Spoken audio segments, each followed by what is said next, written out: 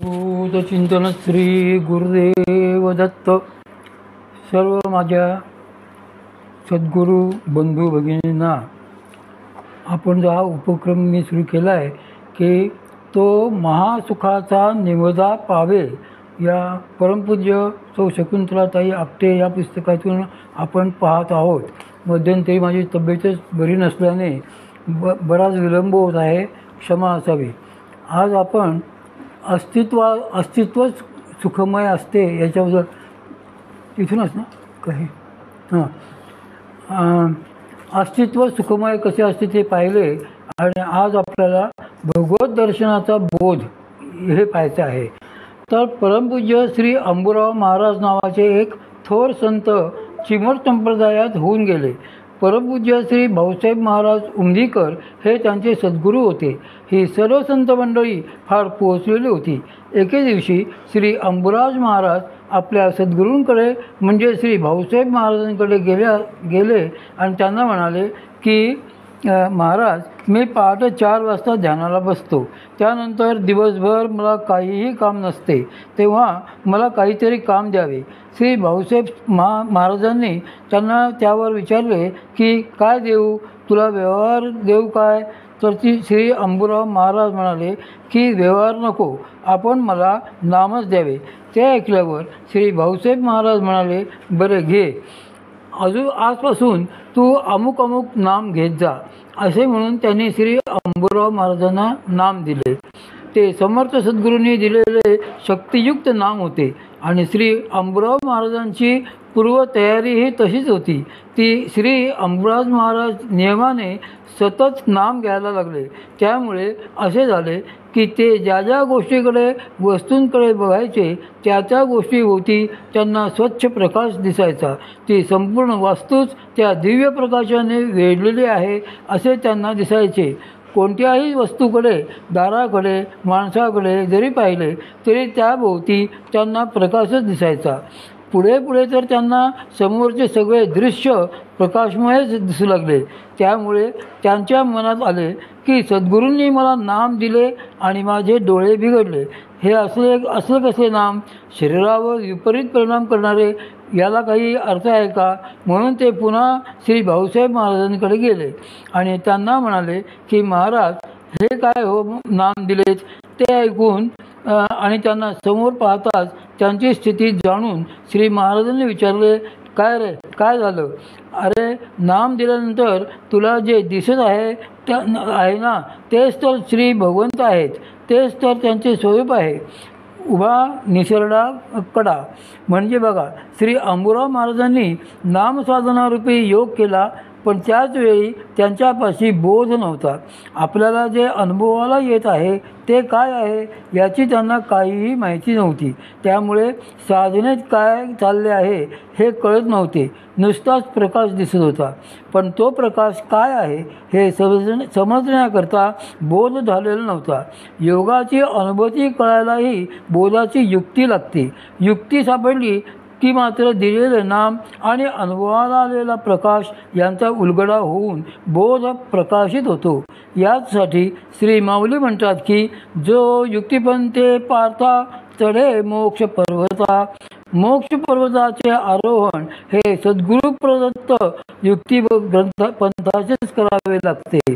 आता हा मोक्षवर्धन कसा आहे तर त्याचे मोठे गमतीशीर वर्णन परमपूज्य श्री मामा करीत असत.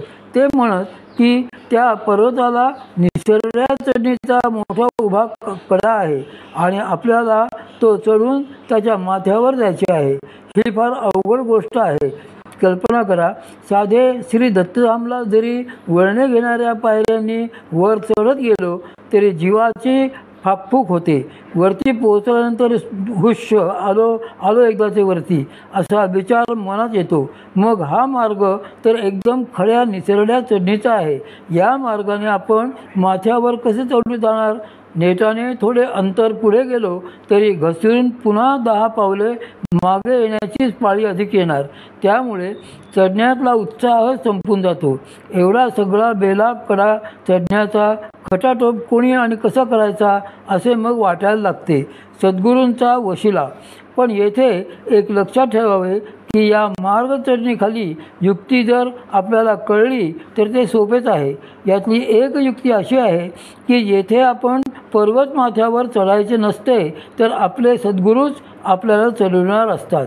हे जर का नीट समजले तर सगळ्याच गोष्टी सहज सोप्या होतील. मग आपण तो मोक्ष पर्वत कधी चढलो हे देखील कळणार नाही. या पंथराजात आपण फक्त साधनेला बसायचे असते, तेही नियमाने आणि प्रेमाने. परमपूज्य श्री मामा म्हणत की जर आपण सद्गुरूंचा हात मध्येच सोडला नाही आणि साधनही सोडले नाही तर ते अनायासे आपल्याला मोक्ष पर्वतावर नेऊन पोचवतात, जिथे या मार्गाचे प्रवर्तक महेश म्हणजे भगवान श्री शिव बसलेले आहेत. त्यांच्यापर्यंत श्री सद्गुरू आपल्याला अनायासे घेऊन जातात. त्यांचे वशिले शेवटपर्यंत असतात.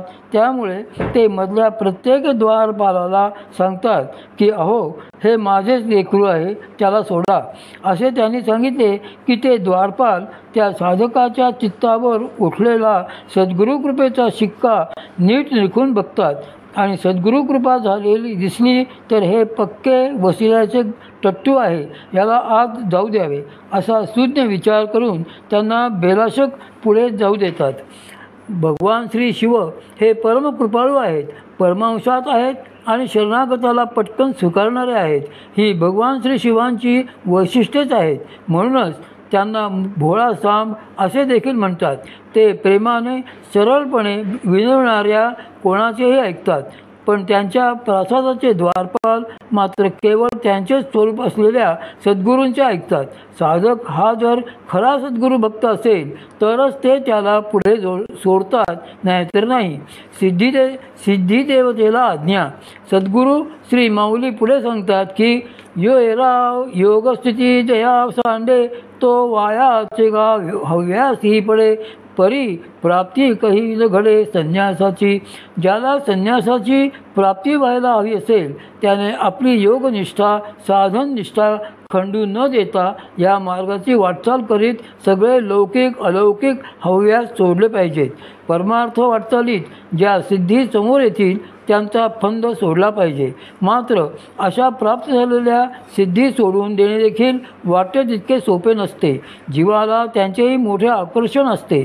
परमपूज्य सद्गुरू श्री योगीराज श्री वाद गुळवणी महाराजांकडे एकदा एक तरुण आला आणि त्याने त्यांच्या भविष्यसिद्धीच्या जोरावर श्री महाराजांना सांगितले की आपण देह ठेवतेवेळी आपल्यावर विषप्रयोग होईल, तरी आपण काळजी घ्यावी. काळजी घेतल्यास मात्र आपल्याला बरेच आयुष्य लाभेल. त्याचे ते आगाऊपणाचे बोलणे ऐकून सर्वज्ञ श्री महाराज गालात हसले आणि त्याला म्हणाले की बरेच काही कळते वाटते आपल्याला. त्यावर तो तरुण अभिमानाने म्हणाला, जे काही मला दिसते आहे तेच मी आपणास सांगत आहे.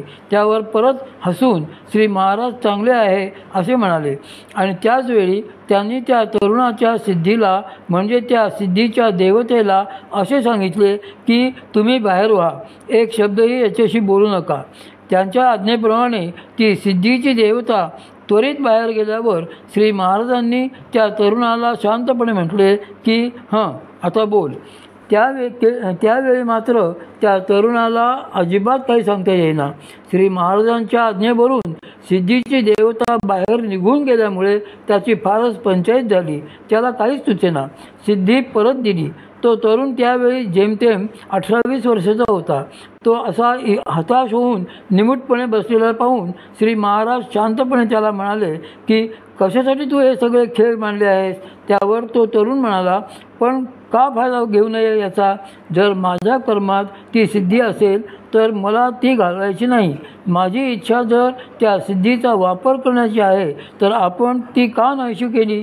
कृपया आपण ती सिद्धी मला परत द्यावी. त्याचे हे बोलणे ऐकून श्री महाराज गंभीर होऊन त्याला म्हणाले की अरे रे, त्या सिद्धीहून फार मोठे असे जे काही आहे त्याची तुला जाणीवही नाही. असो, तुझे कर्म. उद्या तू पुन्हा याच वेळी यावर नीट विचार करून ये. तुझ्या मागणीनुसार मी तुला तुझी सिद्धी परत देईन. त्यावर ठीक आहे असे म्हणून तो तरुण आपल्या घरी परत गेला. दुसऱ्या दिवशी तो श्री महाराजांकडे परत आला. श्री महाराज त्याला म्हणाले, 2 मिनिटे डोळे मिटून बैस, म्हणजे तुझी सिद्धी तुला परत देतो. आम्हाला तिची काही गरज नाही. त्यावर तो तरुण चाचरत म्हणाला, महाराज थोडे थांबावे. मी काल खूप विचार केला. घरातल्या सगळ्या वडीलधाऱ्या मंडळींशीही बोललो. सगळ्यांनी मला हेच सांगितले की तू यातून सूट. तेव्हा आता मला ती सिद्धी नको आहे. त्याचे हे बोलणे ऐकून श्री महाराज त्याला म्हणाले की पण आता उशीर झाला आहे. तू मला सिद्धी परत द्यावी म्हणाला होतास, त्यामुळे आता तुला ती परत घ्यायलाच हवी. आता ती सिद्धी तिच्या इच्छेशिवाय काही तुला सोडून जाणार नाही. त्यावर पुन्हा त्या तरुणाने, किती काळपर्यंत ती सिद्धी मला सोडून जाणार नाही असे श्री महाराजांना विचारले.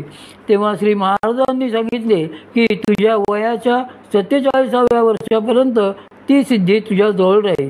तुझ्या कर्मात त्या सिद्धीचा तेवढाच भोग आहे. आता तू परत जा. या सिद्धीमुळे कोणाचेही तोंड बघितल्याबरोबर तुला त्या व्यक्तीचे भविष्य समजेल. पण फक्त तू या सर्व प्रकारात मोठेपणाचा हव्यास धरू नयेस. हे ऐकल्यानंतर तो तरुण तेथून निघून गेला. अजूनही पुण्यामध्ये तो समोर आलेल्या लोकांचे तोंड बघून भविष्य सांगतो. त्याचे सगळे चांगले चाललेले आहे, पण आता मात्र या साऱ्याला मला कंटाळा आला आहे.